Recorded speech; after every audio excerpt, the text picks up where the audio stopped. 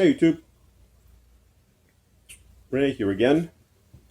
Smoking Mastro de Paja, Milano. This is a Virginia Perique blend.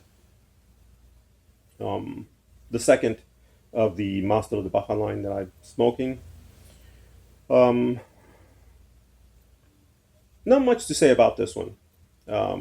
Just like the one before, there's no wow factor here.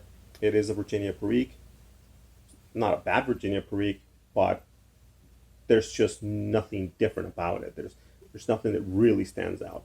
It does have its points, and then it loses points. So, you know, all in all, it's not a bad blend, but again, it doesn't have that wow factor. So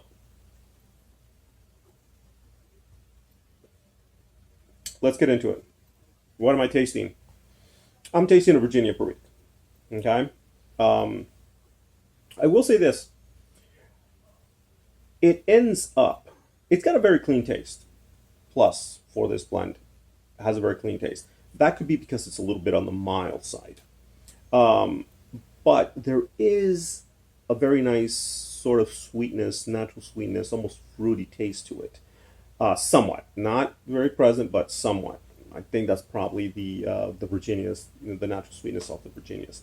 But it does come through. It does help it because, unfortunately, um, it does behave like a Virginia Perique, and you can't puff on it aggressively because you lose the flavor, and then you get that burned out taste in your mouth. Um, so you got to take your time with it. Um, Very temperamental. Somewhat on the hot side, but not really. And to be perfectly honest, it doesn't affect the taste. Even when it does get hot, it doesn't affect the taste. Mm. I've smoked this blend right out of the tin, and then I dried it out a little bit. Then I dried it out a lot. The flavor didn't change. It's still the same. As a matter of fact, I think I lost a little bit of the flavor once I really dried it out. So that's bad. Um, but again, nothing wrong with this blend at all.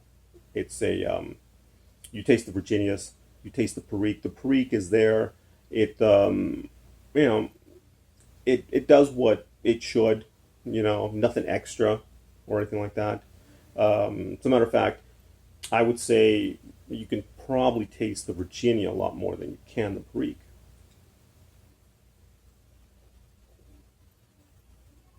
At least I can. Um, I don't know if that's a plus or if that loses points for it, but you know I'm enjoying it. I enjoy the smoke, so I guess not. I will tell you this though, where it does lose points is on the taste versus the tin note. Okay, the tin note on this, by the way, is intoxicating. It is intoxicating. I mean, it is a beautiful smell. It's when you open the tin, there's no grassy note to it at all. It's you get a very nice sweet fermented taste. I'm sorry, aroma of like wine and fruit. It does have that very nice scent, and it gives you the impression that it's going to be a great blend. And as soon as you light it, you immediately, um, yeah, I don't want to say you get disappointed, but a little bit, somewhat, because it just the aroma in the tin builds it up very nicely, but it falls a little short once you begin smoking it. But it it loses points, but it's not a bad blend at all. And I am enjoying smoking this.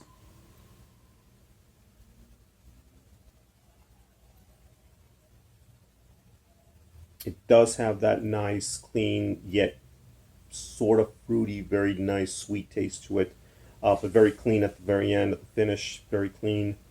Um, and even when you puff on it aggressively, it does leave you with that burned out taste, of course, 'cause the Virginia's, but it cleans very nicely. Do I recommend it? Yeah, I do recommend it.